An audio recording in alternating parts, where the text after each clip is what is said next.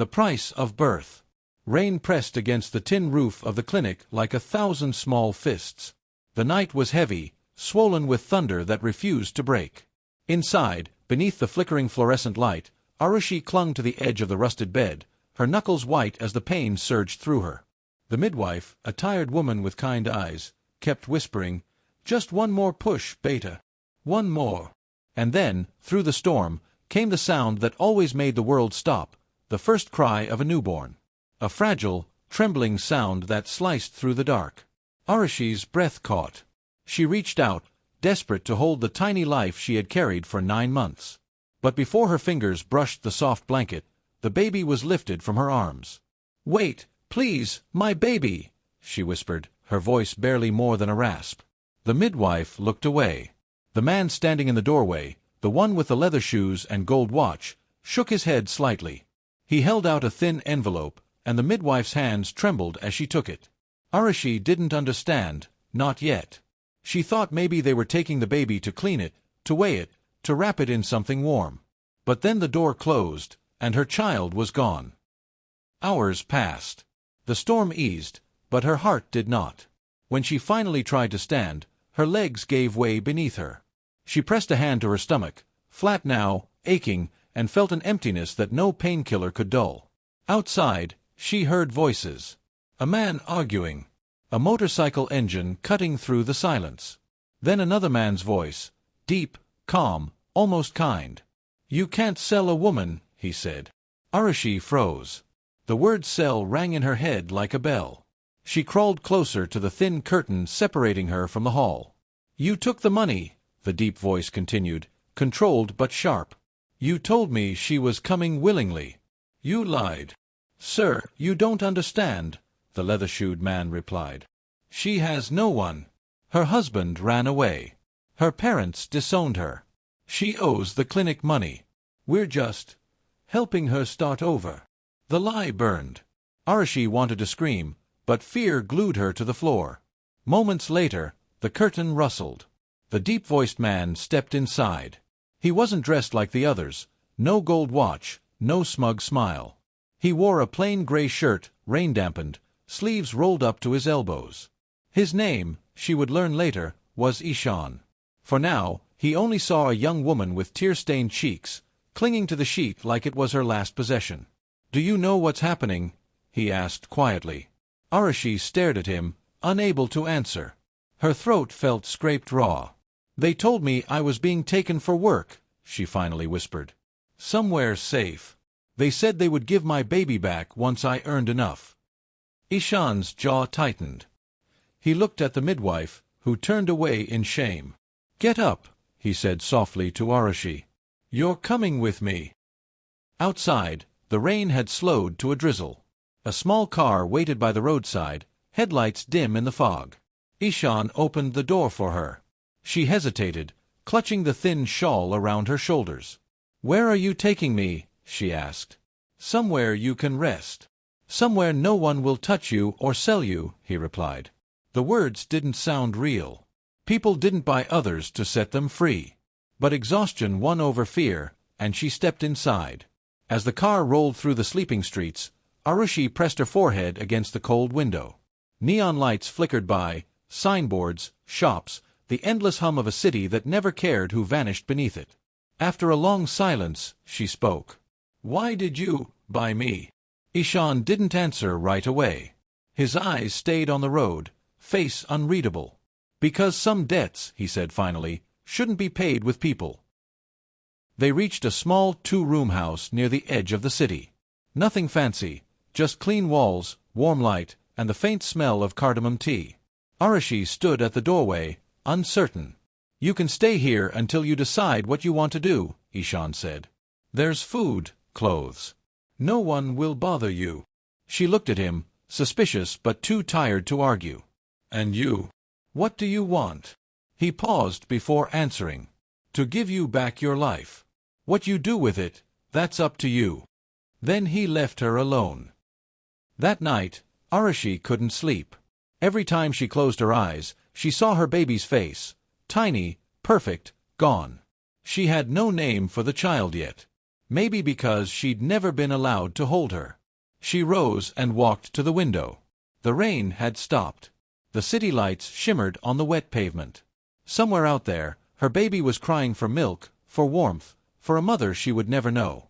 And yet, under the same sky, Aarushi felt a faint flicker inside her. Not hope exactly, something smaller, more fragile. A spark of survival. She whispered into the night, "I'll find you." Days turned to weeks.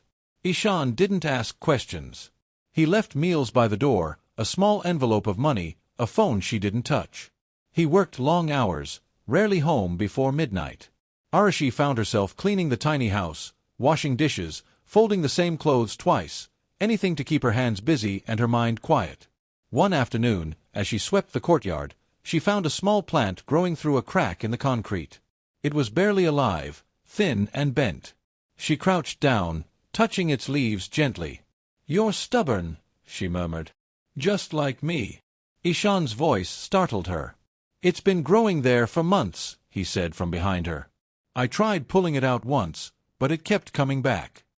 She smiled faintly. "Maybe it just wants a chance." He nodded. "Don't we all?" For the first time, she met his eyes.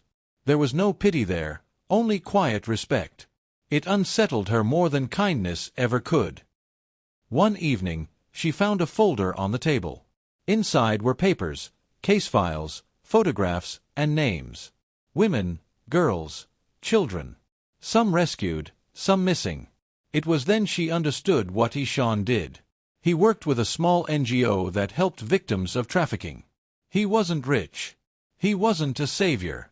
He was just a man trying to undo pieces of a broken system, one person at a time. When he walked in, she held up the folder. "You do this for everyone." "I try," he said simply. "But I can't save them all. And my baby." Her voice cracked. "Can you save her too?" He hesitated. "I'm trying to find where she was taken. I promise you that." She wanted to believe him.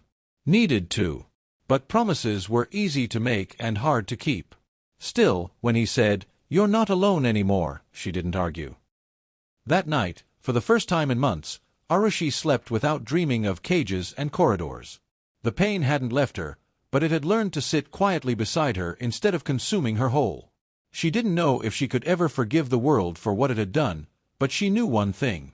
Someone had bought her, not to own her, but to return what was stolen, her freedom.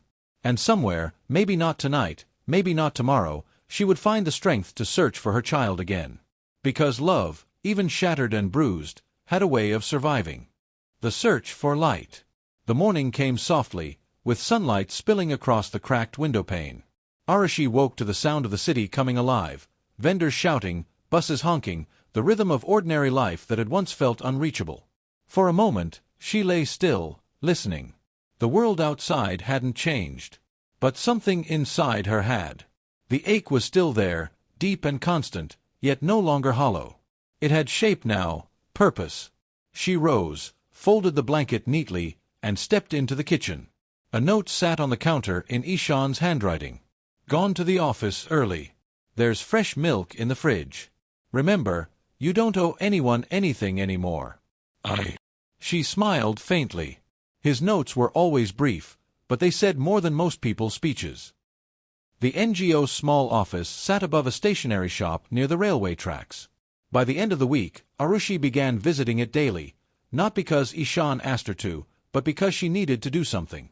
At first, she just helped sort files, organize supplies, and make tea for the staff. But over time, she began to listen to the stories of others who came through those doors.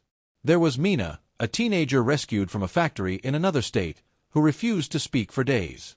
There was Pooja, a mother who had been searching for her own child for 3 years. Aarushi sat with them, not as a savior, but as someone who understood silence. When Ishan saw her sitting with Mina one evening, their hands quietly linked, he didn't interrupt. Later, as they walked home, he said softly, "You're good with them. You know how to make them feel safe." Aarushi looked at him. "Because I know what it feels like not to be." He nodded, the corners of his mouth lifting in that almost smile she was beginning to recognize. Then maybe it's time you stopped hiding behind the hurt. She frowned. What do you mean? I mean, he said gently, you can keep being the woman who was sold, or you can start being the woman who survived. Weeks turned into months. Aarushi began taking small steps back into the world. She learned how to navigate the crowded streets without fear, how to fill out forms, how to smile at strangers without flinching. Sometimes, when she caught her reflection in the glass of passing cars, she didn't recognize herself. There was strength in her eyes now, quiet but unbreakable. But the longing for her child never faded. It lived in her chest like a pulse. Every night, she stood by the window, whispering the same promise, I'm coming. One evening, when she arrived at the NGO, she found Ishan sitting at his desk, a single photograph in his hand. His expression was unreadable. She froze. What is it? He looked up. I think we found her. The photograph showed a baby girl, dark curls, wide eyes, wrapped in a yellow blanket. The name on the adoption papers read Ria. The signature below belonged to a couple from Pune. Aarushi's breath hitched. That's her. I know it. Ishan's voice was careful. We can't be sure yet. The paperwork's complicated. But if it's her, she's safe. The couple passed all the checks. She's in a home that loves her. Tears welled in Aarushi's eyes, tears that weren't purely sorrow this time. So she's alive. Yes. He paused. And happy, from what I can tell. She sat down, staring at the photograph as if it might disappear. The world felt both heavier and lighter all at once. I want to see her, she said finally. Just once. Ishan exhaled slowly. If we go, you can't tell her who you are. Not yet. She's too young. But you can see her. From a distance. Aarushi nodded. That's enough. The next week, they traveled to Pune. The drive was long, fields stretching out like green oceans, clouds rolling lazily across the sky. Aarushi sat quietly, clutching the photo. Ishan drove with steady focus, the kind that came from years of holding other people's pain without letting it drown him. When they arrived, they parked a few streets away from a modest house with blue shutters and a swing in the yard. Children's laughter echoed faintly from the garden. There, Ishan said quietly, pointing. Aarushi stepped out. Her knees felt weak, her hands trembling. A small girl, barely 2, was toddling across the lawn, chasing a red ball. The sunlight caught her hair just so, and for a moment, Aarushi couldn't breathe.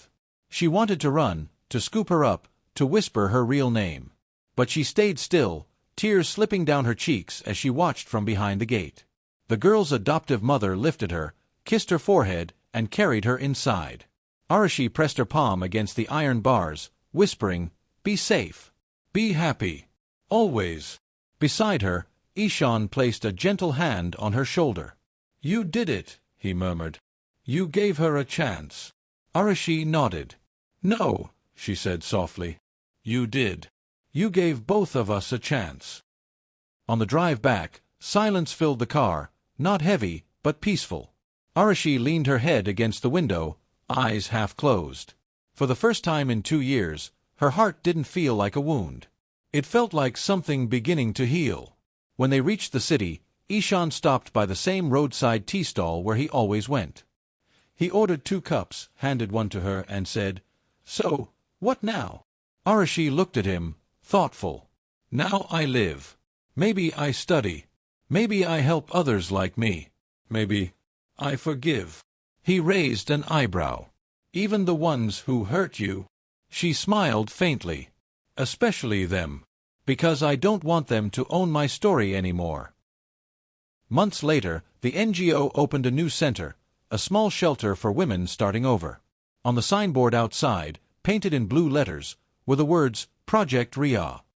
Aarushi stood there on opening day, wearing a simple white kurta, her hair tied back, her hand steady. Ishan stood beside her, quiet pride in his eyes. You built this, he said. She glanced at him. No. We did.